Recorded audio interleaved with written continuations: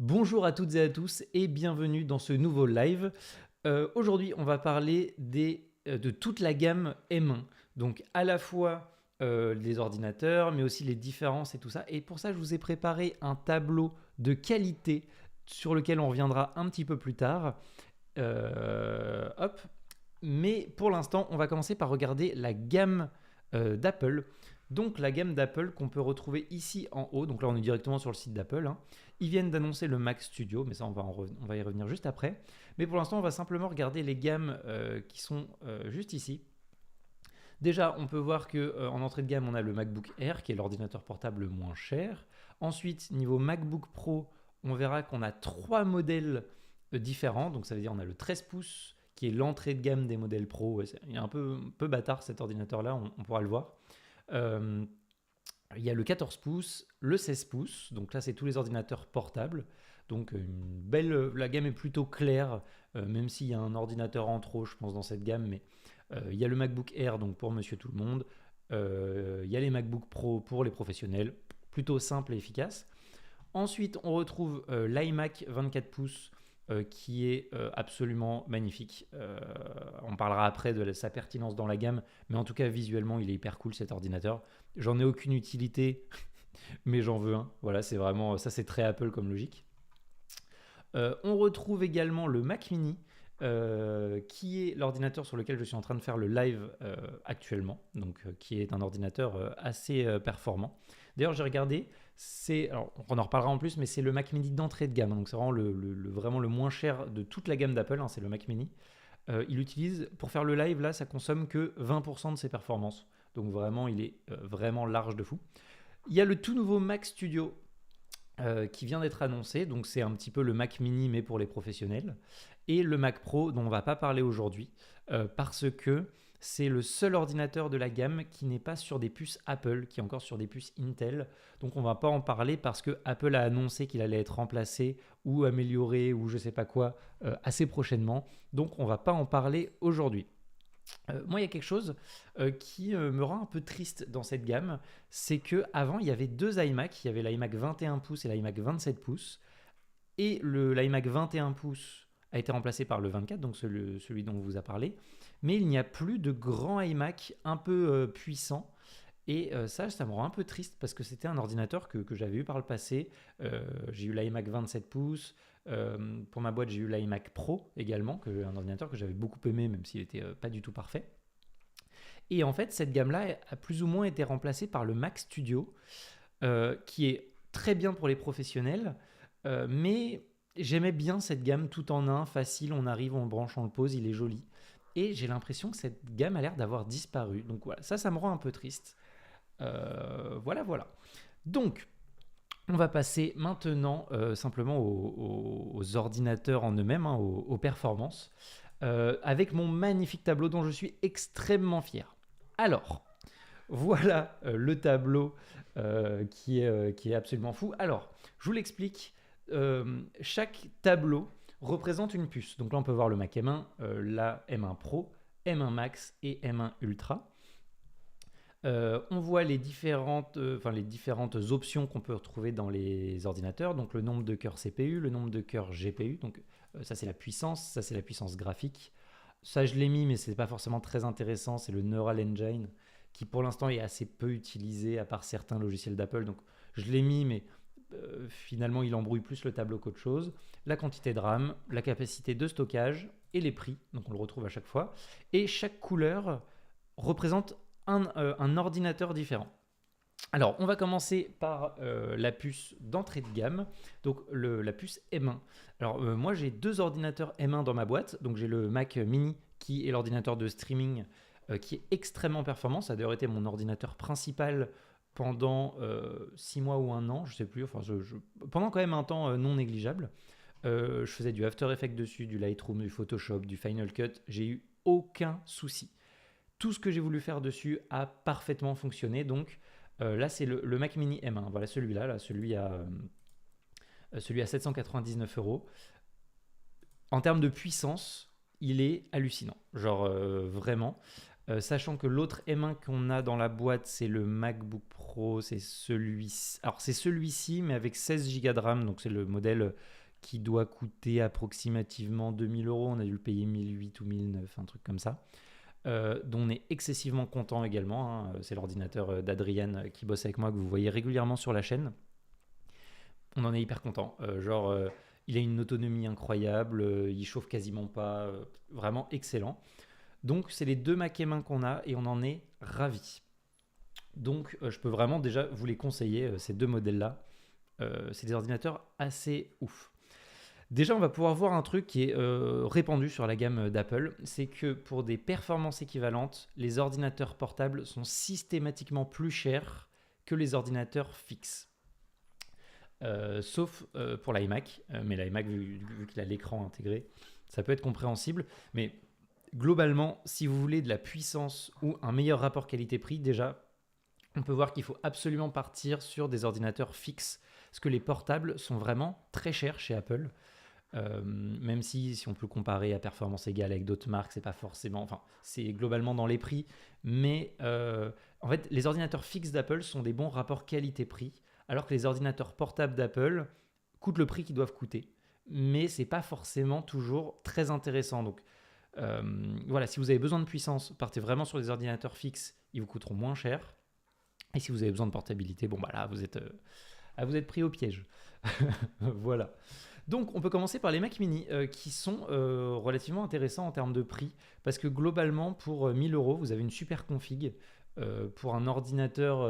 C'est un ordinateur que je pense que vous pouvez vraiment garder des années parce que le mien, je l'ai depuis assez longtemps. Il marche comme au premier jour. Il n'a jamais fait le moindre bruit. Enfin, vraiment, c'est un ordinateur, là, le Mac mini. On en est absolument ravis. Ensuite, on va se retrouver avec les MacBook Air qui vont être relativement proches des MacBook Pro 13 pouces. En vrai, il y a deux différences majeures entre les deux. Première chose, c'est la qualité de l'écran. La qualité de l'écran du MacBook Air est un peu moins bonne. Alors, elle est largement suffisante pour monsieur tout le monde, je vais dire. Par contre, si vous voulez bosser un peu avec ces ordinateurs dans l'image, retoucher des photos, tout ça, je trouve que la qualité de l'image de l'écran du MacBook Air est un petit peu en dessous. Voilà, ça reste un très bon ordinateur, mais si vous voulez bosser dans l'image, je vous conseillerais quand même plutôt le 13 pouces. Donc ça, c'est la première différence, c'est la qualité de l'écran et la luminosité de l'écran aussi. Et l'autre différence, c'est que le MacBook Pro est ventilé. Et si vous faites des sessions de travail très longues, alors sur des gros projets, hein, genre sur du Final Cut, des grosses retouches photos, des trucs comme ça, en fait, le MacBook Air va un peu s'effondrer au niveau des performances, là où le MacBook Pro va être beaucoup plus endurant au niveau des performances. Ça se joue à pas grand-chose, mais si vous avez les moyens, je vous conseillerais de mettre les 200-300 euros de plus dans le MacBook Pro, même s'il est un peu mal placé, parce que finalement, pour pas beaucoup plus cher, si on est vraiment sur des performances équivalentes, on tombe sur le 14 pouces. Donc c'est pour ça, je suis un peu embêté avec ce MacBook Pro 13 pouces, parce que nous, on en a un, on en est ravis. Il correspond vraiment très très bien aux besoins qu'a Adrian, parce que c'est l'ordinateur d'Adrian. Donc voilà, ça lui correspond vraiment très très bien. Mais en même temps, à l'époque, le 14 pouces n'existait pas. Mais je pense que si on avait dû lui prendre un ordinateur avec le 14 pouces existait, on aurait plutôt pris le 14 pouces. Donc, je vous conseille les deux. La différence n'est pas énorme. Donc, si vous voulez faire des économies, le MacBook Air sera un excellent choix. Mais si vous voulez aller un peu plus loin, le MacBook Pro 13 pouces tient quand même plutôt bien la route. Et ensuite, dans cette gamme, on retrouve un peu ma déception, qui est l'iMac 24 pouces. Qui est un excellent rapport qualité-prix, parce que la qualité de l'écran est excellente, les performances sont excellentes. J'aurais aimé le même avec une des puces plus haut de gamme. Parce que, en fait, là, c'est un super ordinateur. Comme celui-là, en fait, il pourrait remplacer mon Mac mini en étant un peu plus élégant, parce que bon, là, mon setup n'est pas forcément très, très, très élégant. Mais j'aurais aimé un modèle un peu plus haut de gamme qui puisse pour pouvoir travailler. En fait, limite, moi, j'aurais vraiment été capable de remplacer mon Mac Pro par un grand iMac, un peu comme un iMac Pro. Moi, j'avais bien aimé l'iMac Pro, je vous avoue. C'est un bel ordinateur qu'on pose sur le bureau. On le garde 2-3 ans et puis on le vend quand il commence à être un peu moins performant. Je sais pas, je l'avais bien aimé celui-là. Donc, l'iMac est un excellent choix. Le rapport qualité-prix est très très bon. Prenez peut-être pas le plus haut de gamme, ce serait pas forcément hyper pertinent. Mais voilà, un modèle milieu de gamme. Genre, les modèles vers 2000 euros sont vraiment très très bons. Et c'est un super ordinateur.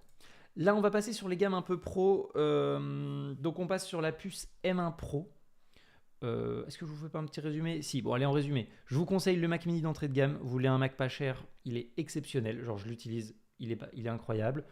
En ordinateur portable, j'aurais plutôt tendance à vous conseiller les MacBook Air par rapport au prix. Et globalement, je vous conseille les iMac. L'iMac, pas forcément l'entrée de gamme. L'iMac vers 2000 euros, je vous le conseille, il est vraiment très bon. Voilà. Comme ça, au moins, la partie M1 est bouclée. Ensuite, on passe sur les M1 Pro qui, dans une grande partie des cas, ont les mêmes performances que le M1 Max. Donc, c'est un rapport qualité-prix qui est plutôt intéressant. On verra qu'il y a surtout une différence au niveau... En fait, on peut aller plus loin avec le M1 Max, mais globalement, ça reste la même puce que la M1 Pro. C'est juste qu'elle est un poil bridée sur 2-3 trucs. Donc, on va dire, si vous êtes un gros professionnel avec des... par exemple, nous, on a... d'ailleurs, elle est derrière, je crois. On a la Red Raptor. Elle fait des rushs en 8K, RAW, 120 images secondes, machin. Nous, si on veut faire tourner les rushs 8K, on est obligé de prendre une puce max parce que sinon, ça n'arrive pas à faire tourner les rushs. Mais si vous faites même du gros montage 4K multicaméra, le M1 Pro est largement suffisant.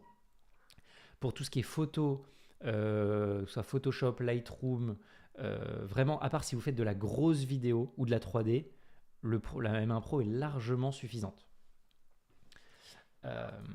Donc, alors les gammes. Les gammes. Alors, si on commence avec le... Alors, déjà, on n'a que deux ordinateurs qu'on sait plus là. Donc, le MacBook Pro 14 pouces et le MacBook Pro 16 pouces, qui sont les nouveaux Mac portables d'Apple. L'entrée de gamme du 14 pouces, je ne sais pas pourquoi, il a une version bizarre avec seulement 8 cœurs. Donc, c'est-à-dire qu'elle est aussi performante que le M1 classique, mais avec un peu plus de GPU. Bref, cette puce-là, je ne vous la conseillerais pas. Parce que je la trouve un peu bizarre. Je sais pas trop à qui elle à qui elle correspond. Parce que si on veut, on a le MacBook Pro avec des capacités globalement équivalentes, on va peut-être un peu plus que ça. On va dire pour 2000 euros, on a à peu de choses près les mêmes performances. Et là, c'est quand même 2250, c'est 250 euros de plus pour pas grand-chose en plus finalement. Donc, je ne vous conseillerais pas cette version d'entrée de gamme. Par contre, je conseille 100% la version d'entrée de gamme du MacBook Pro 16 pouces, si vous voulez une grande taille d'écran, que je trouve très bonne. Le prix est bon. Enfin, je peux vous la recommander sans aucune hésitation. Ensuite, on passe sur exactement la même config. Là, c'est vraiment les mêmes ordinateurs. Il y aura à peu près 200-250 euros de différence entre le 14 pouces et le 16 pouces. Excellent. Moi, je vous conseille les deux. En fait, ça dépendra vraiment de la taille de l'écran que vous souhaitez, sachant que c'est quand même des grands ordinateurs. Donc, c'est quand même un grand 14 pouces et c'est un grand 16 pouces. Donc, c'est pas des ordinateurs... Enfin, le 16 pouces, par exemple, n'est pas un ordinateur très, très portable. Ça reste quand même un gros ordinateur. Donc, si vous voulez un ordinateur transportable mais confortable pour travailler, je vous conseillerais le 16 pouces. Si vous voulez vraiment un ordinateur portable à emmener partout, le 14 pouces sera plus adapté. Mais c'est exactement les mêmes performances, la différence de prix n'est pas énorme. 1 Tera de stockage, 16 Go de RAM, sachant que c'est de la mémoire unifiée, c'est une mémoire un peu spéciale. Il ne faut pas comparer avec un ordinateur normal. Là, je vais faire une grosse simplification, mais on va dire 16 Go de RAM sur ces ordinateurs-là, on peut faire x2 par rapport à un ordinateur classique. Donc, c'est l'équivalent d'un 32 Go de RAM sur un ordinateur classique, et les 8 Go de RAM sont équivalents à un 16. Enfin, voilà, c'est une RAM qui n'est pas gérée de la même façon, qui est beaucoup plus rapide. Voilà, donc c'est pour ça que je dis un 16 Go de RAM est très pertinent. Les 16 cœurs de GPU font des performances de travail très très correctes. Les 10 cœurs permettent des performances très correctes. C'est vraiment là le cœur de gamme, je vous le conseille les yeux fermés. Ensuite, on part sur les versions haut de gamme avec un peu plus de mémoire. Non, d'ailleurs, ainsi que sur le Pro. Ah oui, il y avait des trucs un peu bizarres au niveau de la répartition des gammes. Globalement, cette gamme-là, je ne vais pas trop vous la conseiller. Non, franchement, je ne vais pas trop vous la conseiller. Elle est quand même pas mal plus chère. Finalement, ça reste le même nombre de cœurs. Donc, en processeur, ça sera les mêmes performances. En termes de GPU, ça sera les mêmes performances. À part là, il y a un peu plus de RAM, mais à part dans des cas très spécifiques, ça ne serait pas très utile. Finalement, le seul truc, c'est qu'il y a un peu plus de stockage. Je suis pas forcément hyper emballé par ces gammes-là. D'ailleurs, je pense que là, je me suis trompé. Je pense que là, ça doit être 32. Vous savez quoi? Je vais regarder en direct. Hop. On va regarder le 14 pouces tout de suite parce que là, j'ai l'impression qu'il y a un truc qui m'étonne dans le tableau. Alors, 14 pouces, c'est la version à 3000. C'est la version 3666. Donc on est là, hop, Pro et 2. Ouais, c'est ça. Donc là, c'était bien ça. En fait, c'est 32 Go de RAM. Donc en fait, la seule différence, c'est qu'il y a plus de stockage et plus de RAM. Désolé pour ce petit contretemps. Je pense que ça vaut pas le coup. Franchement, la différence de prix est énorme. Ça fait 1000 euros de plus pour franchement pas de différence. Donc là, je vous conseillerais vraiment le cœur de gamme, donc cette version-là, qui je trouve excellente. Voilà. Au niveau rapport qualité-prix, excellent. Ensuite, on arrive sur la gamme M1 Max qui ont certaines spécificités. Donc déjà, on peut aller, on peut doubler les performances graphiques. Ça reste les mêmes performances de calcul. Ça reste la même puce de 10 cœurs. Par contre, on peut doubler la performance graphique. On peut doubler la quantité de RAM. Et il y a, si vous faites de la vidéo, certaines parties de la puce qui ont été dédoublées. Donc on peut faire, par exemple, les rendus. Dans certains cas, se font par exemple 2 fois plus vite. Donc, il y a certains cas très spécifiques qui peuvent être assez intéressants. Mais là, c'est vraiment, on arrive dans, je ne vais pas dire l'ultra professionnel, mais genre, c'est, on va dire, si vous avez besoin de ces machines, c'est que vous savez que vous avez besoin de ces machines. Voilà. Si vous hésitez, c'est que vous n'en avez pas besoin. Alors, on commence comme d'habitude avec les ordinateurs fixes. Donc là, le Mac Studio qui vient de sortir, qui est l'ordinateur le moins cher des gammes professionnelles, avec franchement 2300 euros. Je trouve que c'est un excellent prix parce qu'on a les 10 cœurs qui sont largement suffisants dans la majorité des cas. En plus, il est beaucoup mieux refroidi que les autres ordinateurs, donc ça se trouve, on aura peut-être même plus de performance avec la même puce. On trouve 24 cœurs graphiques, donc ce qui est pas mal en soi. 32 Go de RAM, 512 Go de stockage pour 2300, ça le fait. Même si, pour être tout à fait honnête, je vous conseillerais plutôt le deuxième modèle parce qu'on a les 32 cœurs GPU. Franchement, pour un ordinateur fixe, je trouve ça assez pertinent parce qu'on va avoir tendance à brancher plusieurs écrans si on peut. Voilà, et on a 1 Tera de stockage, c'est quand même pas mal d'avoir 1 Tera de stockage. Et on retrouve la même gamme de prix dans les entre 2700 et 2900 euros qu'on retrouvait ici. Et en fait, je trouve que les ordinateurs Apple à 2700, 2800 euros sont hyper pertinents. Et là, vraiment, que ce soit le Mac Studio, le MacBook Pro 14 ou le MacBook Pro 16, c'est vraiment des ordinateurs que je peux vous conseiller. Alors évidemment, il faudra attendre les tests du Mac Studio pour vraiment pouvoir peaufiner. Mais en tout cas, sur le papier, avec des puces qu'on connaît déjà, je le trouve à un très bon prix. Ensuite, on retrouve les versions des 14 et 16 pouces avec le M1 Max, avec 24 cœurs de GPU. Donc faites gaffe, hein, c'est pas la puce la plus puissante, c'est pas la Max la plus puissante, c'est une entre deux. C'est pas une gamme que je vous conseillerais. En vrai, elle est pas beaucoup mieux, encore une fois, que ce qu'on peut retrouver au-dessus. C'est quand même pas mal plus cher. Je les trouve pas très pertinentes, encore une fois. Par rapport aux différences de prix qu'il y a avec ces versions-là, moi je les prendrais pas, ces deux-là. Ensuite, on arrive avec donc là, on arrive sur les plus hautes versions. Cette gamme-là, je vous le conseille pas forcément non plus. Voilà, si vous voulez du M1 Max, partez sur les versions haut de gamme. Donc, si vous voulez le Mac Studio, cette version-là peut être une version pertinente par rapport à la différence de prix. On gagne un peu en RAM. On garde le même processeur. On a la même quantité de... Ah oui, c'est juste le stockage là. Ouais. Ah ouais, donc non, en fait, je vous conseille pas cette version. Désolé. Clairement, je vous conseille pas cette version. Et voilà, je vous conseille pas non plus ce MacBook Pro là. Alors là, je les ai mis avec 2 Tera de stockage, mais vous pouvez les prendre avec moins si vous n'avez pas besoin de moins, ou vous pouvez prendre avec plus si vous avez besoin de plus. Mais quitte à prendre une puce max, prenez la toute option sans hésiter. Si vous n'avez pas besoin de la toute option, partez sur ces modèles-là qui seront largement suffisants. Mais là, globalement, si vous prenez avec 1 Tera de stockage, ça fait dans les 4000. Je la trouve pertinente, vous aurez la même puissance de calcul. Par contre, vous aurez beaucoup plus de puissance graphique, vous ferez x2 en puissance de graphique. Vous aurez x4 en RAM. Donc là, ça commence à faire une sacrée différence. Nous, par exemple, par rapport aux tests que j'ai vus pour la Red Raptor, c'est les seuls qui arriveraient à faire tourner les rushs en Redro 8K nativement.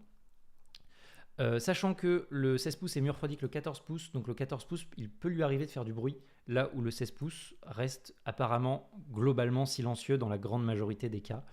Voilà, si vous aimez travailler dans le silence, le MacBook Pro 16 pouces sera un meilleur choix. Et ensuite, il y a la puce qui a été annoncée donc hier soir, la puce M1 Ultra, qui est en gros 2 M1 Max collés côte à côte. Hein. C'est littéralement ce qu'Apple a dit. Vraiment, il n'y a pas de débat. Et donc, en fait, on fait x2 sur tout. Donc, on a 20 cœurs de CPU. Donc, ça commence à faire une sacrée puissance de calcul. GPU, on peut monter jusqu'à 64 cœurs graphiques qui commencent à être vraiment vénères sur ce type de puce. Clairement. Neural Engine, on est à 32 cœurs alors qu'on est 16 cœurs sur tous les autres. Donc pareil, ça commence à être bien vénère. La RAM, on peut monter à 128 Go de RAM, sachant que c'est toujours de la mémoire unifiée. Donc en faisant une grosse simplification, c'est comme s'il y avait 256 Go de stockage. Et je vous ai mis encore une fois les mêmes stockages pour qu'on puisse comparer. Alors, l'entrée de gamme est à un prix que je trouve correct. Même si les 512 Go de stockage, franchement, ça me ferait un peu chier. Franchement, pour la différence de prix, sincèrement, prenez la version 1 Tera, clairement, qui me semble pertinente. Et là, si vous avez des besoins en mémoire ou en graphisme beaucoup plus élevés, bon, bah, prenez le toute option. Mais encore une fois, si vous avez ce genre de besoin, je pense que vous êtes déjà au courant. Sachant que tous ces ordinateurs-là consomment relativement peu d'énergie. Moi, je trouve que la gamme est cool. Alors, ce qu'on va faire, c'est que pour terminer, on va faire une petite conclusion où on va mettre simplement des petites touches de couleur sur les ordinateurs que je vous conseille ou conseille pas. On termine là-dessus. Hop. Alors, donc, on va faire quoi? Vert et orange. Hop, cellule. Remplissage. Il faut une couleur qu'on n'a pas fait. Je vais mettre des couleurs foncées du coup. Voilà, très bien, ce sera des couleurs foncées. Donc, ces modèles-là, je vous les conseille. Ensuite, MacBook Air, je vais pas vous le cacher, je vous conseillerais plutôt ce modèle-là, hop, qui a plus de stockage parce que 256 Go. Moi, j'ai une version 256 Go. Je vous assure que c'est pas suffisant. Donc, je vous déconseillerais globalement toutes les machines à 256 Go. D'ailleurs, je vais le faire tout de suite. Et hop. Donc, toutes ces versions-là, je vais avoir tendance à vous les déconseiller. Quand les couleurs sont mal choisies sur mon tableau, c'est extrêmement moche.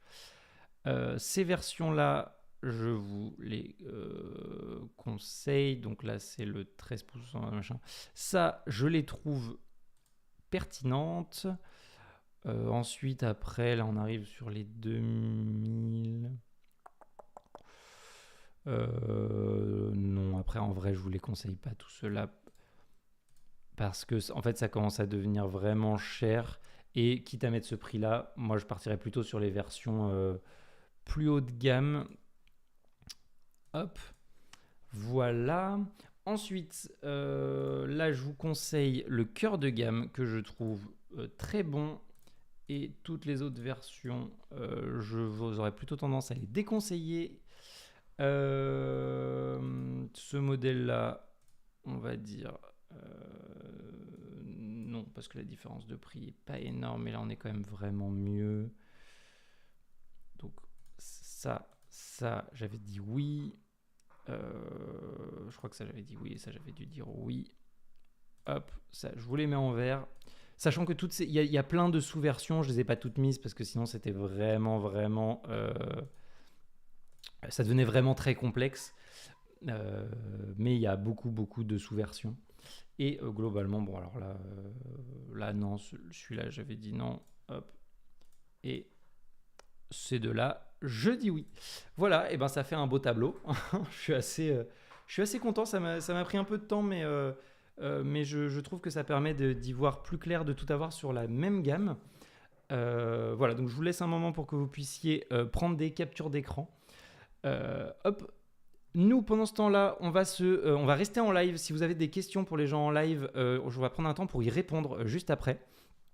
Et pour ceux qui regardent la VOD, eh ben, ça va s'arrêter là. Merci beaucoup d'avoir regardé cette VOD. On se retrouve très bientôt dans les prochaines vidéos. Allez, ciao.